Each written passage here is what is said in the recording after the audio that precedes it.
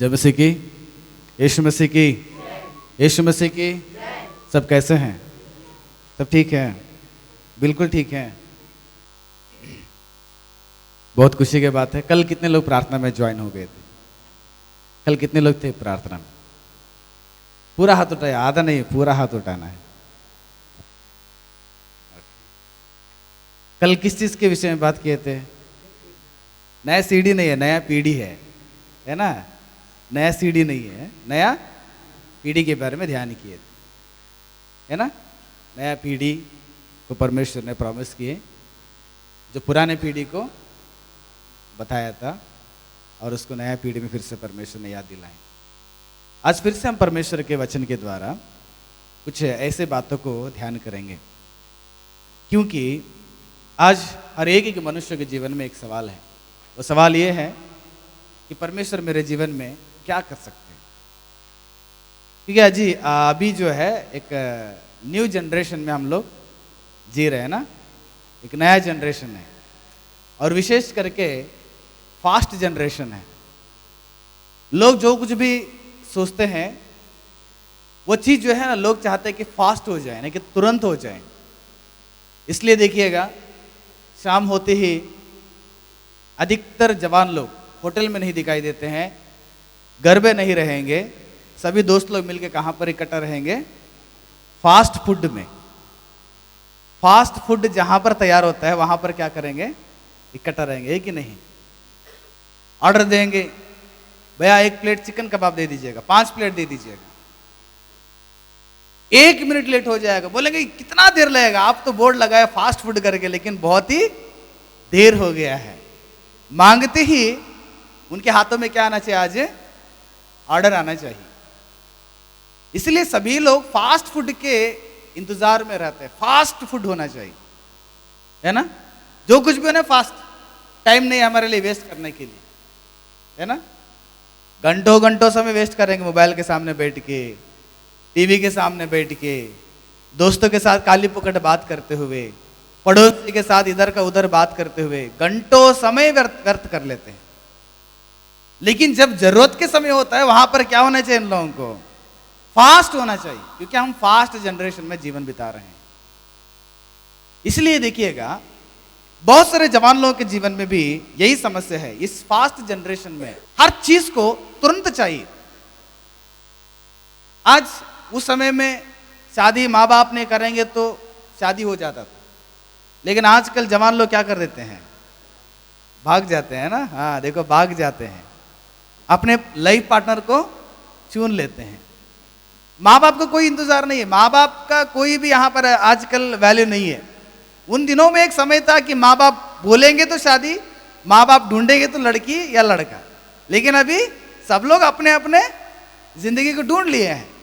15 साल का लड़का, 16 साल की लड़की, या 15 साल की लड़की, 16 साल का लड़का, हर लोग चाहते तुरंत, अभी सब कुछ तुरंत होना चाहिए। शादी तुरंत, जॉब मिलना चाहिए, तुरंत लाखों रुपए कमाना चाहिए, है ना? तुरंत लाइफ में सक्सेस होना चाहिए, तुरंत हर चीज अगले महीना, अगले हफ्ते मिलना चाहिए। हर चीज फास्ट में जिंदगी बिता रहे हैं। इसलिए काफी सारे लोगों का जीवन में देखिएगा, वो जो चाहते हैं या परमेश्वर के पास मांगते हैं वो नहीं मिलता है। तो इसलिए लोग क्या सोचते हैं? मेरा जीवन अभी खत्म हो गया, अभी मेरा जीवन आगे नहीं है, मेरा परिवार की जिंदगी खत्म हो गया, मेरा जीवन खत्म हो गया, मेरा भविष्य खत्म हो गया समझकर बहुत सारे लोगों ने क्या करते हैं? सुसाइड कर लेते हैं, है ना? बहुत सारे लोग देखिए सुसाइड कर लेते हैं, ड्रग्स एडिक्ट हो जाते हैं। पूछेंगे क्यों आप इतना नशीली पदार्थ को सेवन करते हैं? लोग बोलेंगे मेरा दिमाग में क्या है? बहुत सारे टेंशन है, जो मैं चाहता हूं वो नहीं हो रहा है मेरे जीवन में। यानी कि वो कितना देर इंतजार करेगा? ज्यादा से ज्यादा 1 साल, 6 महीना, 5 महीना, उतना ही इंतजार करेगा और उसके बाद वो सक्सेस नहीं हो पाएगा, उसका चाहत पूरा नहीं होगा, तो वो मरने के लिए तैयार होगा, नहीं तो सुसाइड हो जाएगा, नहीं तो जीवन को यही खत्म हो गया कि समझकर उदासपन में हमेशा चिंता में डूबा रहता है। लेकिन मैं आपको आज परमेश्वर के वचन के द्वारा कुछ बातों को मैं लाया हूं। हर एक व्यक्ति को मन में और जीवन में याद रखना पड़ेगा, हम परमेश्वर पर विश्वास करें, और परमेश्वर को अच्छी रीति से पहचाने और परमेश्वर में दृढ़ता से जिंदगी हम बिताते रहें और परमेश्वर हमारा जीवन में सही वक्त पर है, हम जो नहीं सोच सकते हैं उस ढंग से परमेश्वर क्या करेंगे, हमारे जीवन में कार्य करेंगे। बहुत बेहतरीन से परमेश्वर काम करेगा, लेकिन उस परमेश्वर के काम के लिए मुझे और आपको क्या करना पड़ेगा, इंतजार करना पड़ेगा। हमें थोड़ा सा सहनशीलता चाहिए। 1 साल के समय हो, 2 साल के समय हो, 5 वर्ष के समय हो, या कितने भी वर्ष हो जाएं, परमेश्वर आपके समय तक मैं क्या करूंगा, इंतजार करूंगा करके परमेश्वर के समय के लिए मुझे और आपको क्या करना पड़ेगा, इंतजार करके परमेश्वर पर भरोसा रखे और जीवन में परमेश्वर के और लगे रहकर परमेश्वर को और भी ज्यादा पहचानने के लिए कोशिश करें। आपके जीवन में बेहतरीन काम परमेश्वर करने के लिए तैयार है। परमेश्वर बड़े बड़े काम करेंगे, आप सोच नहीं सकते उस प्रकार से परमेश्वर तुम्हारे जीवन में क्या करेंगे, कार्य करेंगे। विश्वास कीजिएगा, भरोसा कीजिएगा, परमेश्वर बहुत ही बेहतरीन काम करने वाले हैं। लेकिन हम थोड़ा सा हड़बड़ी, वो बोलते रहे ना, हम फास्ट जनरेशन में हैं। खाने के लिए जाएंगे तो फास्ट फूड, खरीदने के लिए जाएंगे तो समय नहीं। आजकल घर पे बैठ के सारा ऑनलाइन परचेस कर लेते हैं, क्योंकि दुकान में जाएगा तो वहां पर टाइम समय हो जाएगा, गाड़ी में जाना पड़ेगा, मार्केट में जाना पड़ेगा, एक दिन का समय हो जाता है। घर पे बैठे बैठे क्या करेंगे, ऑनलाइन में ऑर्डर करेंगे। एक समय था परिवार के सभी लोग खुशी खुशी से मिलकर बाहर कहीं पर भी खाने के लिए जाते थे, लेकिन वो भी आज क्या हो गया है, ऑनलाइन क्या हो गया, फैसिलिटीज आ गया है, ऑनलाइन में ऑर्डर करेंगे तुरंत आ जाएगा। आज इंसान को इंतजार करके पाने की कोई भी आशा नहीं। आज इंसान हर चीज को इंस्टेंट चाहते हैं, तुरंत होना चाहिए। प्रार्थना करेंगे कल होना चाहिए, परमेश्वर से कुछ मांगे कल ही होना चाहिए, प्रार्थना किए कल परसों हो ही जाना चाहिए। पास्टर जी ने अगर किसी के लिए प्रार्थना किया, सोचेंगे अगले हफ्ते मेरे जीवन में हो जाएगा, अगले हफ्ते आ जाएंगे, बोलेंगे पास्टर जी पिछले हफ्ते तो मेरे लिए प्रार्थना किए थे, लेकिन आज मेरे जीवन में कुछ चेंजेस नहीं हुआ है। तुरंत तुरंत चाहिए, इंस्टेंट चाहिए। लेकिन मैं आप सबको कहना चाहता हूं, भक्तों का जिंदगी में हमेशा शांति से बने रहकर इंतजार करने की आदत बनाना चाहिए कि जिस परमेश्वर के पास हम आ चुके हैं, जिस परमेश्वर को हम विश्वास करते हैं, ध्यान लगाइएगा, जिस परमेश्वर पर भरोसा करते हैं वो परमेश्वर को नहीं पता है। बाइबल बताती है हमें, भक्तों ने अपने अनुभवशाली की बातों को बताते हैं। पढ़ी मेरे साथ भजन संहिता उसका 113वां अध्याय का 4 और 5 पद को पढ़ेंगे। भक्तों ने अपने अनुभवशाली बातों को किस प्रकार से यहां पर जिक्र करते हैं, देखिएगा। यहोवा सारी जातियों के ऊपर महान है। सारे जाति मतलब क्या है, संसार ने बना लिया कि मेरा ये जात है, मेरा छोटा जात है, मेरा बीच वाला जात है, मेरा जात बड़ा है, तेरा जात बड़ा है, तेरा जात बहुत छोटा है, तेरा जात बहुत बड़ा है, हम महान हैं, परमेश्वर करीब है, हम इधर से निकले, हम उधर से निकले। मनुष्य ने कई सारे जात को बना लिया है, लेकिन सच में कहना है तो संसार में कितना जात है, 3 जाति है। क्या है वो, एक स्त्री, एक पुरुष और तीसरा क्या है, नपुंसक। परमेश्वर का वचन बता रहा है कि ये तीनों जाति के ऊपर कौन है, परमेश्वर महान है। ये 3 जाति को शासन करने वाला कौन है, परमेश्वर है। ये तीनों लोगों को, सारे जगत के 3 प्रकार के जात के लोगों को पालन पोषण करने वाला परमेश्वर है। बता रहा है कि पढ़िएगा, ऊपर महान है और उसकी महिमा आकाश से भी क्या है, ऊंचे है। हमारा सोच कितना रहेगा, मैंने हमेशा हर लोगों को कहता हूं, मेरी और आपका सोच कितना है पता है, थोड़ा सा है। लिमिट रहेगा हमारा सोच के लिए। कितना कमाई चाहिए आपको, बोलेंगे हाँ 1 लाख 2 लाख महीना में ठीक है ना, ये लिमिट है। लेकिन परमेश्वर कितना सोचेगा, अनलिमिटेड। परमेश्वर को सोच में, परमेश्वर की कल्पना में, परमेश्वर की योजना में कभी भी लिमिट नहीं होता है, अनलिमिटेड रहेगा। इसलिए परमेश्वर का वचन बताता है कि परमेश्वर क्या है, क्या बोल रहे हैं, आकाश से भी ऊंचा है। जिस परमेश्वर का हम विश्वास कर रहे हैं, उस परमेश्वर के बारे में भक्तों ने बता रहे कि वो सारे जातियों के ऊपर है और आकाश से भी क्या है, वो क्या है, ऊंचा है। इतना महान है। आकाश कितना ऊंचा है अभी तक कोई साइंटिस्ट को दुनिया में किसी को पता नहीं। लेकिन बाइबल बता रहा है कि ये आकाश जो देख रहे हैं ना, इससे भी महान ऊंचा परमेश्वर हमारा है। इतना बड़ा परमेश्वर हमारा साथ में रख के हम क्यों छोटे छोटे चीज के लिए हम उदास होकर, हमारे जिंदगी में विश्वास को खोकर, हम हिम्मत को खोकर, हमारे जिंदगी को बर्बाद करके बर्बादी की ओर क्यों जाना है हमें? देखिए क्यों, और क्या बता रहे, देखिएगा भक्तों ने क्या बताते हैं, हमारा परमेश्वर यहोवा के तुल्य कौन है? वह तो ऊंचे पर विराजमान है। परमेश्वर के तुल्य कोई है क्या? कोई मनुष्य है तुम्हारे जीवन में परमेश्वर के समान? कोई अधिकारी है तुम्हारे परमेश्वर के समान? तुम्हारा बेटे या तुम्हारा भाई लोग, तुम्हारा माँ बाप, ये संसार में कोई व्यक्ति है कि परमेश्वर के समान हमारे जीवन में कोई मदद कर सके? भक्तों ने बता रहे कि परमेश्वर कोई भी उसका तुल्य नहीं है। उतना परमेश्वर अपना स्वर्ग के विराजमान होकर सिंहासन में क्या है, वो विराजमान है। ऐसे परमेश्वर पर हम विश्वास करते हैं, तो फिर क्यों हम लोग डगमगाना चाहिए?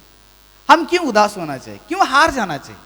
दुनिया इसलिए हार जा रहा है, दुनिया के मनुष्य इसलिए डर गए हैं, दुनिया के मनुष्य इसलिए थक गए हैं कि उनके परमेश्वर पर उनका भरोसा नहीं है। लेकिन हमारा परमेश्वर पर हमें भरोसा होना चाहिए। जब तुम परमेश्वर को सही से पहचानेंगे, जब तुम परमेश्वर का सही से विश्वास करेंगे, जब परमेश्वर के सम्मुख में सही से जिंदगी बिताएंगे, समय पर आपके जीवन में बड़े काम करेंगे। भक्तों ने बता रहे कि महान परमेश्वर है। एक और वचन पढ़िएगा, प्रेरितों के कामों के वर्णन 17 अध्याय का 24 से लेकर 25 पद तक। वहां पर पौलुस ने वहां के अथेने के लोगों को क्या बता रहे हैं? पौलुस ने एक बार एक बेरिया नाम का एक जगह में सेवकाई के लिए जाते हैं। वहां पर थिस्सलुनीकियों के लोग आकर पौलुस को वहां से भगा देते, मारने के लिए कोशिश करते हैं।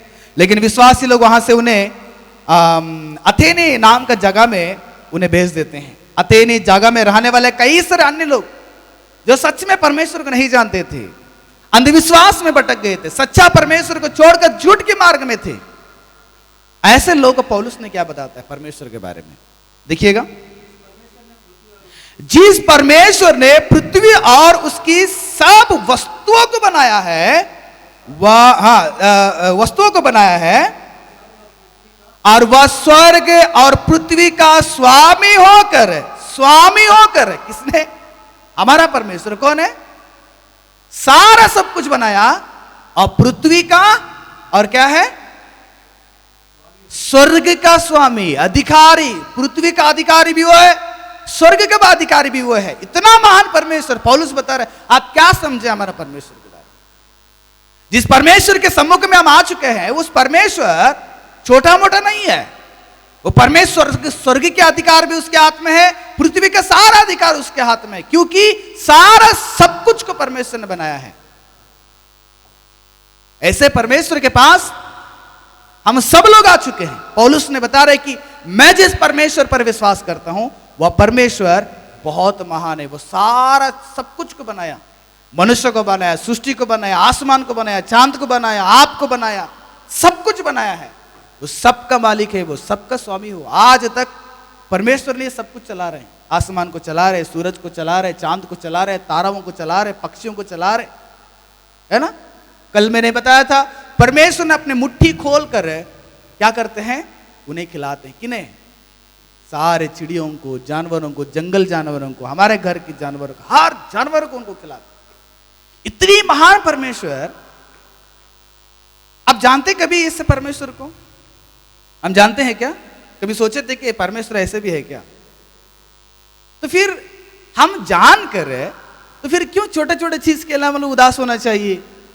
क्यों जानकर हम जल्दी से जीवन में हार जाना चाहिए, तक जाना चाहिए, सुसाइड कर लेना चाहिए, जिंदगी खत्म हो गए करके हम सोचना चाहिए? क्यों सारे संसार की चिंताओं में डूब जाना चाहिए? अरे जिस परमेश्वर के सम्मुख में हम आ चुके हैं, वो परमेश्वर के भक्त बता रहे कि हमारा परमेश्वर सारा सृष्टि को रचेता, और वो स्वर्ग और पृथ्वी का मालिक है, और मनुष्य ने बनाए हुए मंदिर में वो निवास नहीं करता। उसके आगे की गति वही है। मनुष्य ने बनाए हुए मंदिर में निवास नहीं करना चाहता है, बल्कि वह कहां रहना चाहता है?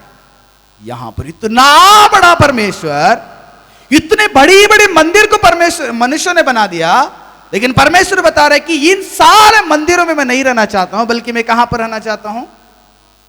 देखो परमेश्वर ये सारा जगत में रहने वाले बड़े बड़े मंदिर को, बड़े बड़े चर्च को छोड़ दिया और कहां पर रहना चाहता था, यहां पर रहना चाहता है।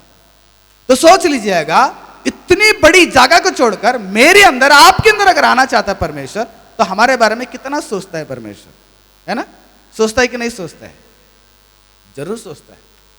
और खुद परमेश्वर ने एक बार अब्राहम को अपने बारे में गवाही दी। अब्राहम भी उदास हो गया था, अब्राहम भी हार गया था, अब्राहम को बहुत बड़ी चिंता था उस वक्त में। परमेश्वर खुद बता रहे हैं, भजन से सॉरी उत्पत्ति का 17 अध्याय का पहला पद को पढ़िएगा, वहां पर क्या बता रहे देखिए परमेश्वर, खुद परमेश्वर अपने बारे में गवाही दे रहे हैं। जब अब्राहम 99 वर्ष के हो गया, तब यहोवा ने उसको दर्शन दे के कहा, क्या कहा? मैं सर्वशक्तिमान ईश्वर हूं। अब्राहम, मैं क्या हूं? Almighty God. ऑलमाइटी मतलब सर्वशक्ति, सर्वशक्ति मेरे पास है, मैं सर्वशक्तिमान परमेश्वर हूं। बचपन में शक्तिमान देखे होंगे, डुप्लीकेट शक्तिमान को, है ना? देखे है ना? कट्टरपंथी शक्तिमान को देखे होंगे, एक ग्रुप के लोगों को प्यार करने वाले शक्तिमान को देखे होंगे, एक जात को प्रेम करने वाले शक्तिमान को देखे होंगे बचपन में, देखे है ना? लेकिन आज हमारे पास एक शक्तिमान है, वो केवल शक्तिमान नहीं है, सर्वशक्तिमान परमेश्वर। आप यकीन रखो कि जिस बात को परमेश्वर ने अब्राहम को कहा ना, वही बात को हम सबको कहने वाले हैं। आज हम लोग पढ़ाई की उम्र में होंगे, आज हम लोग छोटे छोटे बहुत नीचे स्तर में या गरीब होंगे, दुख में होंगे, परेशानी में होंगे, तकलीफों में होंगे, है ना? छोटा कलीसिया में अभी हम लोग भविष्य में क्या होगा नहीं समझ पा रहे, लेकिन आप सबको एक बात को मन में रखना पड़ेगा कि मेरी और आपके जीवन में कौन है? सर्वशक्तिमान परमेश्वर। कुछ भी कर सकता है, अगर वो चाहेगा कुछ भी कर सकेगा। वो आप आंख बंद करके खोलते कई सारी चीजों को बदल देगा परमेश्वर। एक साल में आप नहीं सोच सकते उस ढंग से परमेश्वर तुम्हारे जीवन को बदल देगा। परमेश्वर के ऊपर जो विश्वास करेगा, परमेश्वर के ऊपर जो विश्वास करके जिंदगी बिताएगा, परमेश्वर पर जो अपने जीवन को दृढ़ता से खड़ा करके वो आगे निकलते जाएगा, उसके जीवन में परमेश्वर जरूर एक ना एक दिन अपने जिंदगी का मोड़ को क्या करेगा? वो बदलेगा। आप नहीं सोचेगा कि मैं यहीं पर हूं, क्या होगा भविष्य में, मेरे जीवन कैसे रहेगा, कल क्या होगा, मेरे परिवार का क्या होगा, मेरा भविष्य का क्या होगा। आप आज सोच रहे होंगे, बहुत बड़ी चिंता होगा हमारे अंदर। हर कोई के अंदर है ना वो चिंता, है कि नहीं? आपके अंदर बताइए, किसके अंदर चिंता नहीं है? किसके अंदर भविष्य के बारे में कोई सोच नहीं है? बताइए तो। कई सारे लोग सोच लिए, यो मेरा जीवन खत्म हो गया, यहीं पर है, मेरा जीवन अभी क्या हो गया? खत्म हो गया, अब मैं आगे नहीं जाने वाला, आगे मेरा जीवन नहीं बनने वाला, ऐसे सोच के बैठ जाते। बहुत सारे लोग ऐसे सोचते हैं। सोचिए नहीं, आपके दिमाग में हमेशा एक चीज रहना चाहिए कि मेरे सामने कौन है? सृष्टिकर्ता परमेश्वर। मेरे सामने सर्वशक्तिमान परमेश्वर है, मेरे सामने विराजमान परमेश्वर है। वो कभी भी कुछ भी कर सकेगा, मेरे जीवन को कोई भी मोड़ में लेकर जा सकता है। इसलिए मेरा ध्यान हमेशा परमेश्वर को पहचानना, परमेश्वर को जानना, परमेश्वर के पथ पे जिंदगी बिताना, परमेश्वर को खुशी करने में लगे रहना चाहिए। तो समय समय पर परमेश्वर मेरे जीवन के पीछे कई सारी चीजों को बदल देगा, कई सारे बदलाव मेरे जीवन में लेकर आएगा। केवल मैं बातों में नहीं कर रहा हूं, आपको मैं कुछ इतिहास को दिखाना चाहता हूं। मैं इतिहास को आपको दिखाना चाहता हूं कि परमेश्वर ने अपने लोगों के बीच में किस प्रकार से अपने जीवन को मोड़ कर एक जगह में ऊंचे स्थान में लेकर आ गया, उनकी जिंदगी को किस प्रकार से बदल डाला। मनुष्य ने नहीं बदल सकता है, हमारे साथ रहने वाले लोग मुझे नहीं बदल सकते हैं। हम सोचे मेरे दोस्त बदल देगा, हम सोचे कि यह व्यक्ति मेरे जीवन को बदल देगा। मनुष्यों पर भरोसा मत करें, मनुष्य के ऊपर विश्वास ना करें, डॉक्टर के ऊपर विश्वास ना करें, तुम्हारे टीचर के ऊपर भरोसा ना करें, तुम्हारे अधिकारी के ऊपर भरोसा ना करें। हम सब लोग परमेश्वर के ऊपर भरोसा रखना चाहिए, हमारे सृष्टिकर्ता परमेश्वर के ऊपर भरोसा करके जीवन बिताना चाहिए और उसी के पथ पे जीवन बिताना चाहिए। देखिएगा, कुछ गवाह को मैं आपके सामने देना चाहता हूं। कुछ इतिहास को मैं आपके सामने दिखाना चाहता हूं, पढ़े मेरे साथ। हमारा परमेश्वर क्या कर सकता है और हमारे जीवन में क्या करेगा और क्या किया है उस परमेश्वर ने। पढ़ेंगे हम लोग भजन संहिता का 113वां अध्याय का 7 से लेकर 9 पद को देखिएगा। 7वां पद से लेकर 9 पद तक हमने वहां पर 3 चीज को ध्यान करेंगे। पहला देखिएगा, वह कंगालों को, यानी कि हमारा परमेश्वर, हमारा जीवित परमेश्वर, विराजमान परमेश्वर, सृष्टिकर्ता परमेश्वर, सर्वशक्तिमान परमेश्वर क्या करेगा? कंगालों को मिट्टी पर से और दरिद्रों को घूरे पर से उठाकर ऊंचा करता है। किसको? कंगालों को और कूड़े में गिरे हुए लोगों को और दरिद्रों को परमेश्वर क्या करेगा? उठाकर कहां पर खड़ा करेगा? ऊंचा खड़ा करेगा। केवल बातों में नहीं है परमेश्वर। हम बातों में ही बहुत बड़े बड़े बोल लेते हैं, हाँ हम वो करेंगे, हम ये करेंगे, हम इतना अध्याय पढ़ेंगे, हम ऐसे पवित्र जीवन बिताएंगे, हम ऐसे सेवा करेंगे, हम ऐसे बात मानेंगे, हम ऐसे रहेंगे। बातों में ही हमारा है, कामों में नहीं है। सुने ऐसे लोगों को? आप कभी देखे ऐसे लोगों को?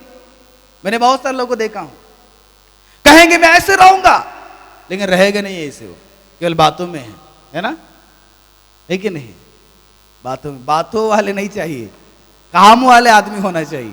हमारा परमेश्वर का वचन बता रहा है कि परमेश्वर दरिद्रों को, दीन लोगों को, कूड़े में गिरे हुए लोगों को, यानी कि दुख में भरे हुए गिरा हुए लोगों को उठाकर क्या करेंगे? ऊंचे स्थान में खड़ा करेंगे। लेकिन परमेश्वर ने कई सारे लोगों को ऐसा कर देते हैं, लेकिन इंसान को याद नहीं रहेगा। बस इंसान को याद नहीं रहेगा। एक बार याद रखिएगा, हमारा जीवन एक समय में कैसे था, अभी कैसे है, इतना याद करो बस।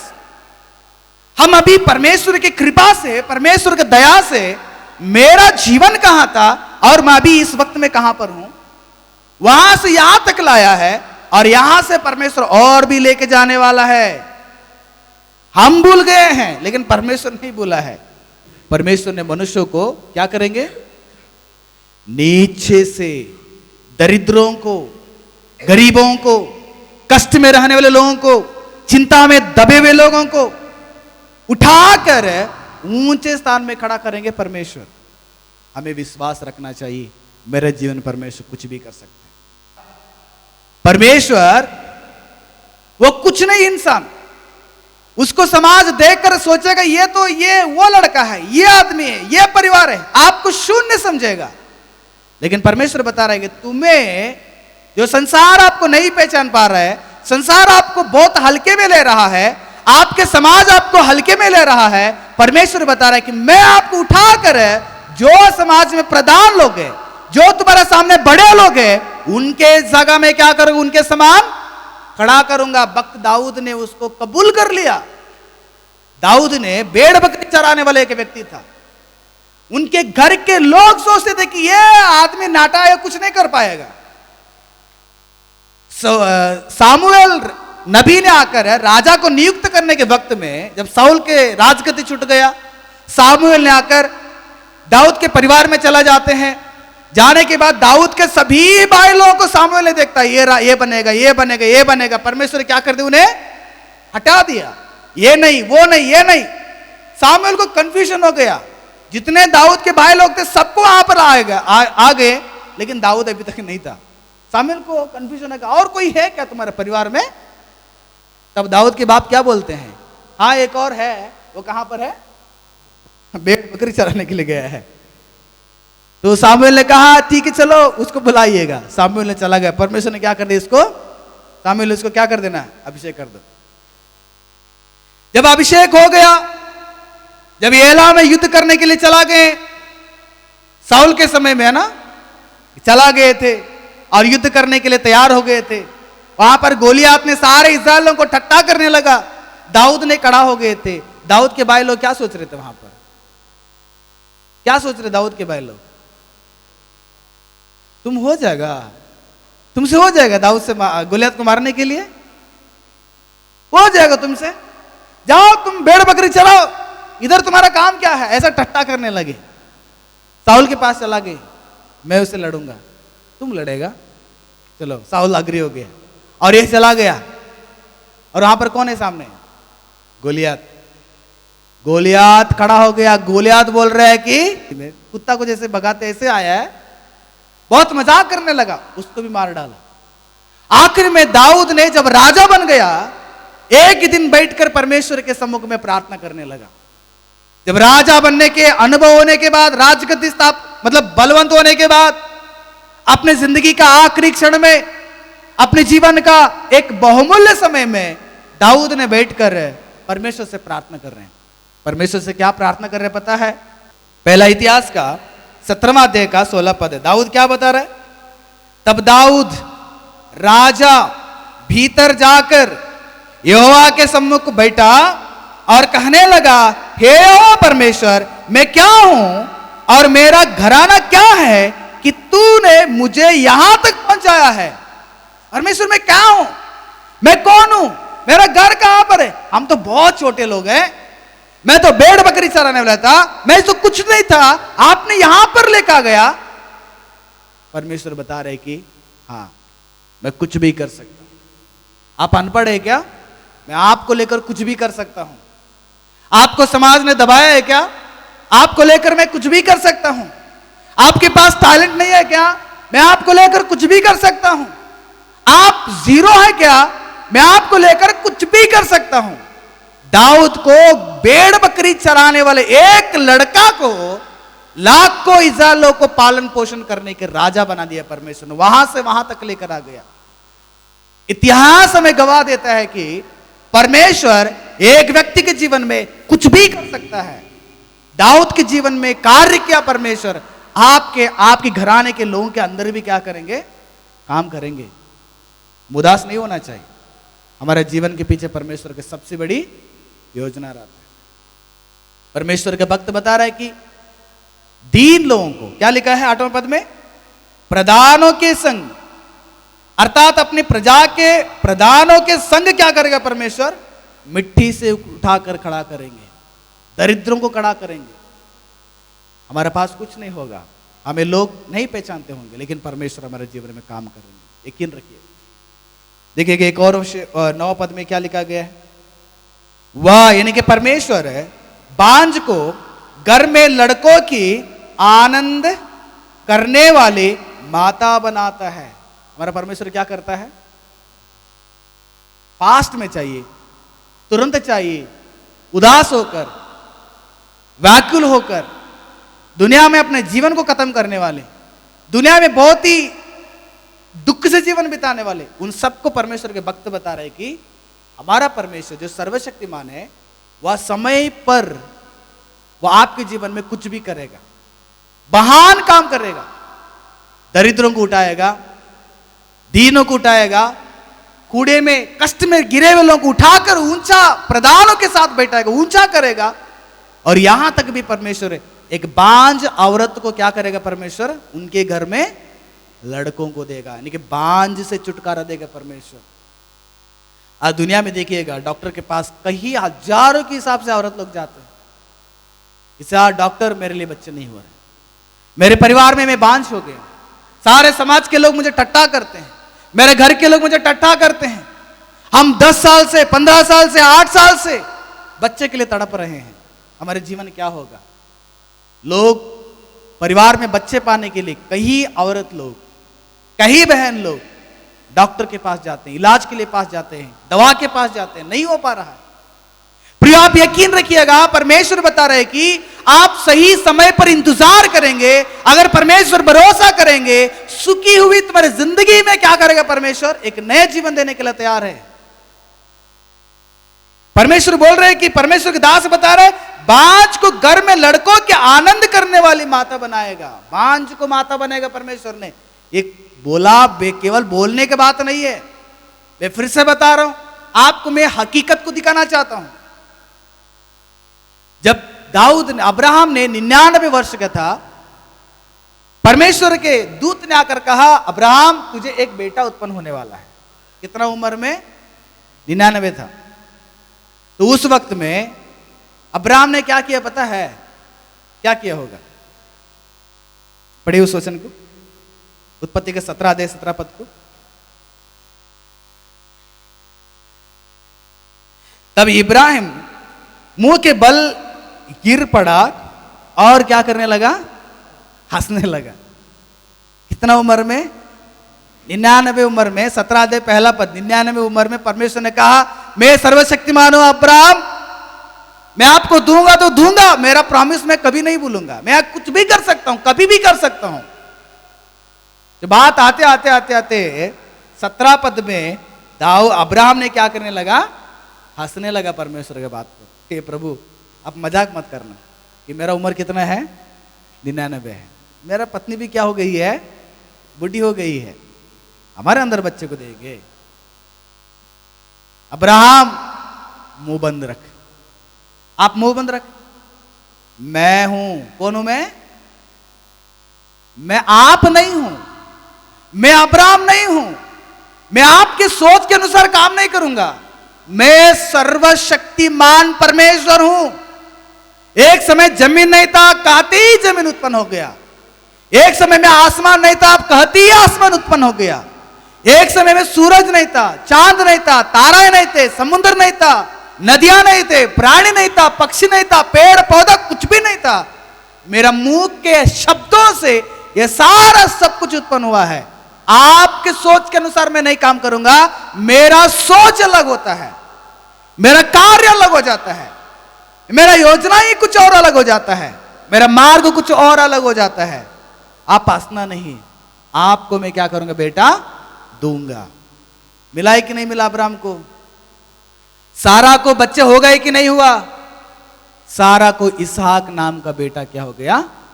उत्पन्न हो गया।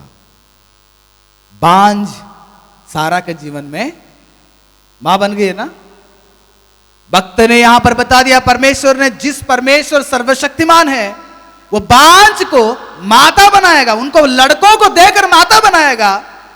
ये कई वर्षों के बाद भक्तों ने बताया, लेकिन उससे पहले परमेश्वर ने साबित करके दिखाया कि सारा बांझ थी। बांझ सारा के कोख में इसहाक को परमेश्वर ने क्या कर दिया? पैदा किया। एक ही घटना है क्या? एक बार राहेल को बच्चे नहीं थे। राहेल ने आकर अपने पति से कहने लगी, मुझे बच्चा दे देना, मुझे बच्चा दे देना। पति क्या किया? परमेश्वर आपको नहीं देगा तो मैं कहां से दूं? जाओ तो परमेश्वर से मांगो, मेरे से क्या मांगेगी? राहेल ने परमेश्वर से प्रार्थना की, राहेल ने परमेश्वर से मांगी। राहेल से पहले जो जितने भी शादी हुए थे, उनके दासी लोग, उनके दीदी, सबको बच्चा हो गया था याकूब के अंदर, लेकिन राहेल को बच्चे नहीं थे। बाइबल बताता है, पढ़िएगा, उत्पत्ति का 30वां अध्याय का 1 से लेकर 1 और 22वां पद में देखिएगा। राहेल ने बताती अपने पति को, याकूब को, मुझे भी संतान दे, नहीं तो मैं क्या करूंगी? मर जाऊंगी। देखो यही उदासीपन है ना। अयो मुझे नहीं मिला, मेरा जीवन खत्म हो गया, मेरा जीवन अभी आगे नहीं निकलेगा, मेरा भविष्य बर्बाद हो गया भैया, अभी हम क्या करेंगे? मर जाएगा तो समय से ठीक है। तकलीफ है, आयो हो गया, चिंता। अरे लोगों का सोच विचार यही होता है ना। लोग यही सोचते हैं कि खत्म हो गई जिंदगी। राहेल भी पति के पास आकर बोल रहे, संतान दे दो, बच्चे दे दो, नहीं तो मैं मर जाऊंगी। याकूब ने कहा, मेरे पास क्यों मांगती? जाओ परमेश्वर से मांगो। देखिएगा 22वें पद में क्या लिखा है, और परमेश्वर ने राहेल की भी क्या कर लिया? सुधि ली, और उसकी सुनकर किसका? राहेल ने प्रार्थना की है। राहेल की प्रार्थना परमेश्वर ने सुनकर कई वर्षों के बाद राहेल का बांझ को परमेश्वर ने क्या कर दिया? छुटकारा देकर राहेल के गर्भ को खोला। हुए कि नहीं बच्चे राहेल के जीवन में? राहेल के गर्भ में बच्चे हुए कि नहीं हुए? हुए थे, हुए। प्रियो देखिएगा, बांझ के जीवन में वो सोची थी कि शायद मेरा जीवन यही खत्म हो गया, कुछ और नहीं, मेरा भविष्य में रास्ता नहीं दिखेगा।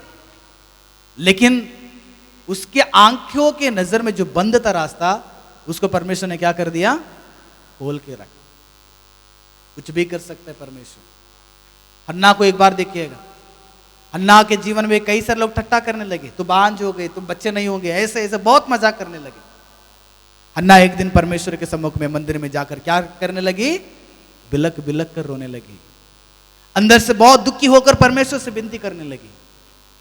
परमेश्वर के दास एली ने आ गया, अगले साल तेरे कोख में क्या होगा?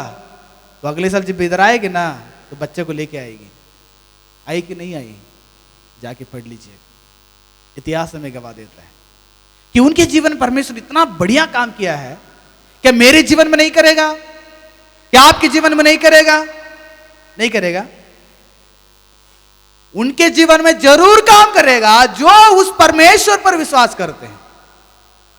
किसी को पैसा में भरोसा है ना, उनके जीवन में परमेश्वर काम नहीं करेंगे।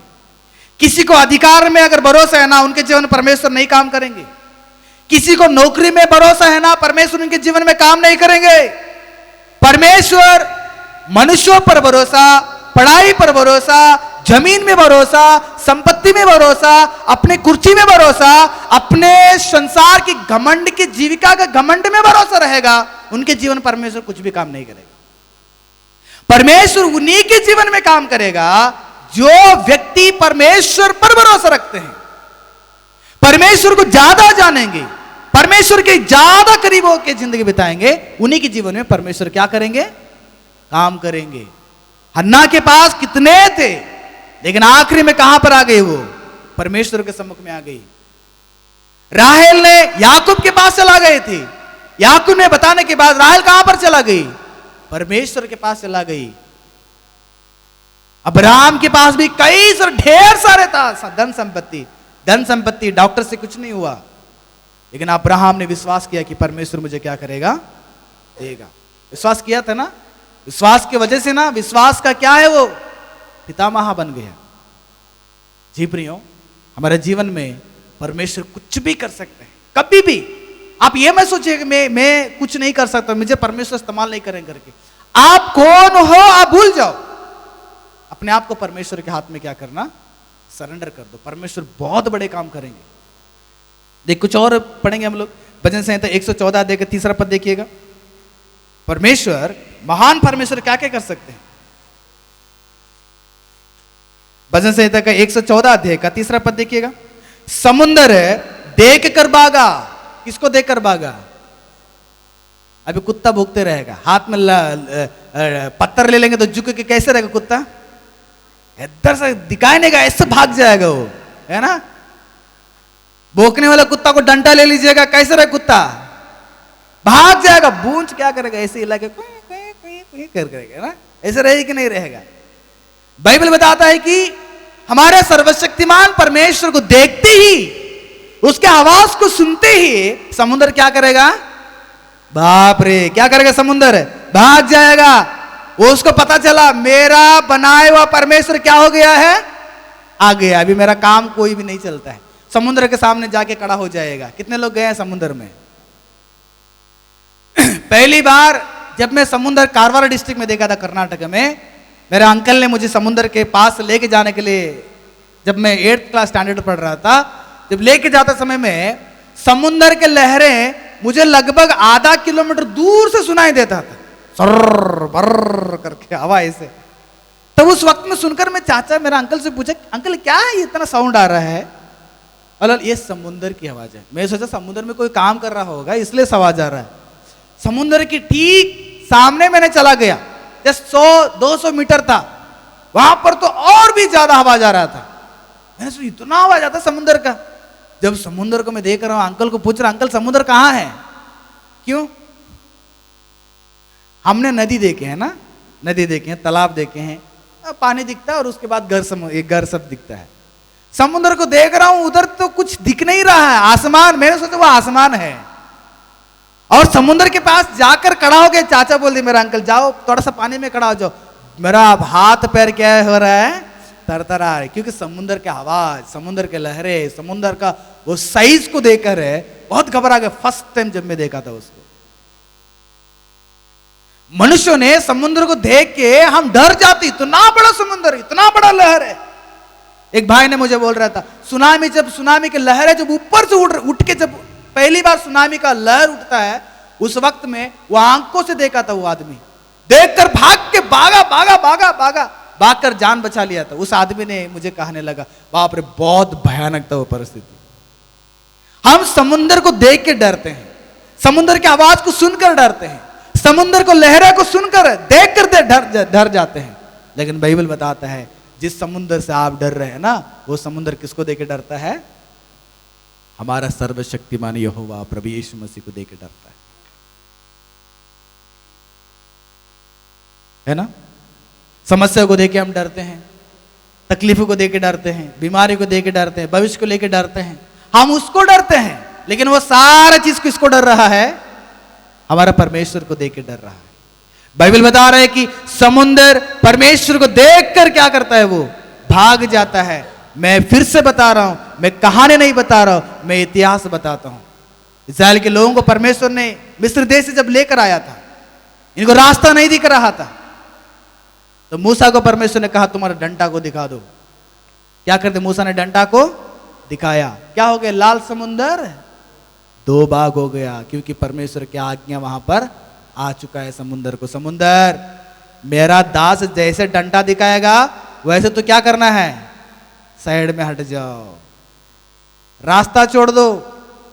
इस्राएल के लोग उस देश को जाने के लिए यात्रा कर रहे हैं, उनकी यात्रा में तो रुकावट आ गया है, तो रास्ता छोड़। मूसा ने डंडा दिखाते रास्ता छोड़ दिया समुंदर ने, और सूखे जमीन पर क्या कर दिया? इस्राएल के लाखों लोग चल पड़े। लेकिन वही समुंदर जब मिस्री के लोग उसके बीच में फंस गए थे, परमेश्वर ने कहते ही समुद्र क्या हो गया? मिल गया। मिस्री के राजा समेत मंत्री, घोड़ा, सब रथे, सब क्या हो गए? उसमें डूब के मर गए। देखो, मिस्री के राजा अपने सैन्य पर, अपने रथों पर, अपने घोड़ों पर भरोसा रखा था, लेकिन इस्राएल के लोगों में मूसा का विश्वास कहां पर था? परमेश्वर यहोवा पर था। परमेश्वर की बात सुनते ही समुद्र क्या हो गया? खड़ा हो गया, रुक गया, थम गया। एक बार यहोशू के समय में, अब देखिए उस वचन को पढ़िएगा, समुद्र देखकर भागा, यरदन नदी क्या हो गई? उल्टी बनी, है ना। यरदन की नदी ऐसे जाता है पानी, है ना, मान के नदी का पानी ऐसे जाता है। कभी ऐसे पानी गए है क्या? परमेश्वर बता ऐसे उल्टा चला जाता है। बहुत भयानक कहानी है ना, जाके पढ़िएगा आप लोग। जब यहोशू इस्राएल लोगों को लेकर कनान देश के अंदर जा रहा है, यरदन नदी के पास आ गया है। अब जैसे क्या बोलते उसको, संदूक उठाए हुए लोग जैसे एक कदम पानी पे रखे, पानी क्या हो गया? वहां पर खड़ा हो गया। जो ऊपर से पानी आ रहा था वो बहुत बड़े दीवार के जैसे खड़ा हो गया। जो पानी आता था वो चला गया, पूरा सूखी जमीन दिखाई दिया। यरदन नदी भी क्या हो गया? दो भाग। यीशु मसीह एक बार इस संसार में आए थे, नाव में आराम से सो गए थे। वहां पर एक बहुत बड़ा तूफान आ गया, चेलों ने डर गए, प्रभु आपको चिंता नहीं कि हम मरने वाले हैं। यीशु मसीह ने उठा, क्या कर दिया? उस आंधी तूफान को रोक दिया। शांत हो जाओ, मैं हूं इस नाव में, मैं मेरे चेले के सामने मैं हूं, मेरा चेला को कोई भी हानि मत करना। पूरा थम गया। प्रियो, आप यकीन करो, आप विश्वास करो, आप भरोसा करो, जिस परमेश्वर ने अपने चेलों को थोड़ा सा भी हानि नहीं पहुंचाने दिया, जिस परमेश्वर ने इस्राएल के लोगों को समुद्र में थोड़ा सा भी हानि होने नहीं दिया, जिस परमेश्वर ने यहोशू के समय में इस्राएल को थोड़ा सा भी हानि होने नहीं दिया, वही सर्वशक्तिमान परमेश्वर हमारा साथ भी होकर हमारे जीवन में भी इस प्रकार के काम करने के लिए आज भी तैयार हैं। हम हारना नहीं चाहिए, भरोसा रख के पाप ना करें, हड़बड़ाई नहीं। हमेशा बताता हक बकाला नहीं चाहिए। वह होगा चलो हम हमारे जीवन को देख लेंगे, हम हमारा मार्ग को देख लेंगे, इनसे कोई मतलब नहीं, इनका बात कौन मानेंगे, ये बाइबल कौन पढ़ेंगे, प्रार्थना कौन करेंगे, सुसमाचार कौन करेंगे, आराधना कौन करेंगे, ये सोच को मत रखिएगा। परमेश्वर के पास बने रहिए, परमेश्वर के अंदर बने रहिए, परमेश्वर पर विश्वास कीजिए, परमेश्वर के पथ पर जिंदगी बिताइए। सच में परमेश्वर अब्राहम के जीवन में किया, अन्ना के जीवन में किया, राहेल के जीवन में किया, चेलों के जीवन में किया, मूसा के जीवन में किया, यहोशू के जीवन में किया, कई सारे वक्तों के जीवन में जो किया काम, वो सारे काम को हमारे जीवन में क्या करेगा? करेगा। जो विश्वास करते हैं, यकीन करके परमेश्वर को मानकर उस पथ पर बिना पाप के जिंदगी बिताने के लिए चाहेंगे। ऐसे लोगों के जीवन परमेश्वर आज भी क्या करेंगे, कार्य करेंगे। सच में परमेश्वर हमारे जीवन में कुछ भी कर सकते हैं। कैन डू एनीथिंग, एनीथिंग, कुछ भी करेगा वो परमेश्वर को सोच को नहीं समझ पाते हैं। इसलिए बाइबल बताता है परमेश्वर ज्ञान को किसने समझा, किसने परमेश्वर की बुद्धि को समझ लिया है, किसने परमेश्वर को सलाह दे सकता है, वही नहीं दे सकता है। ये हमारे ऊपर परमेश्वर बहुत दयावंत है, हमारे ऊपर परमेश्वर बहुत नजर रखता है। हमारे हर परिस्थितियों को, हर तूफानों को रोकने के लिए परमेश्वर तैयार है। लेकिन कभी कभी हम रोकने के लिए क्या करेंगे, उससे लड़ते रहेंगे, है ना। हम ही रोकने के लिए लड़ते रहेंगे उससे। समस्या आएगी तो हम ही लड़ेंगे उसके साथ, दिक्कत आएगी तो हम ही लड़ेंगे, परेशानी करने वाले लोग आएंगे तो हम ही लड़ेंगे, हमें तकलीफ देने वाले लोगों के साथ हम ही खुद लड़ेंगे। तो फिर परमेश्वर लड़ने के लिए कहां मौका देंगे हम लोग। दीजिए परमेश्वर को लड़ने के लिए, रास्ता खोलने के लिए परमेश्वर को मौका दीजिएगा। देखिएगा वो रास्ता ऐसे खोलेगा, फिर से उस रास्ते से आपको कभी भी दिक्कतें परेशानी ना रहे। प्रभु इन वचनों के द्वारा आपको आशीष करें। आंखें बंद कीजिए, हम प्रार्थना करेंगे। स्वर्गीय विराजमान परमेश्वर, मैं आपको धन्यवाद करता हूं प्रभु इस पवित्र समय के लिए। हम सब लोग मिलकर तेरे वचन को ध्यान करने के लिए मैं मदद की, इसलिए धन्यवाद। यहाँ पर जो वचन को हमने ध्यान किए हैं उन सभी वचन के द्वारा हमें आत्मिक जीवित में बलवंत होकर प्रभु परमेश्वर तेरे राज्य की ओर जीवन बिताएं, तेरे सत्य की ओर जीवन बिताएं प्रभु, इस निष्कपट का जीवन बिताएं, पवित्र जीवन बिताकर आपने हमारे जीवन में करने वाला हर एक कार्य के लिए हम अपने जीवन को, हमारे भविष्य को, हमारे डर को, हमारे सारे तूफान के परिस्थितियों को तेरे हाथों में समर्पित करते हैं। आप हमें सहायता करें प्रभु। यहाँ पर बच्चे से लेकर बड़े तक हर लोगों के जीवन में आप अच्छे अच्छे काम करने वाला है, इसलिए प्रभु उस कार्य के लिए हम आपको धन्यवाद करते हैं। आपको धन्यवाद, आपको महिमा मिले। सारी प्रार्थना यीशु मसीह के पवित्र नाम से विनती करते हैं पिता, आमीन आमीन।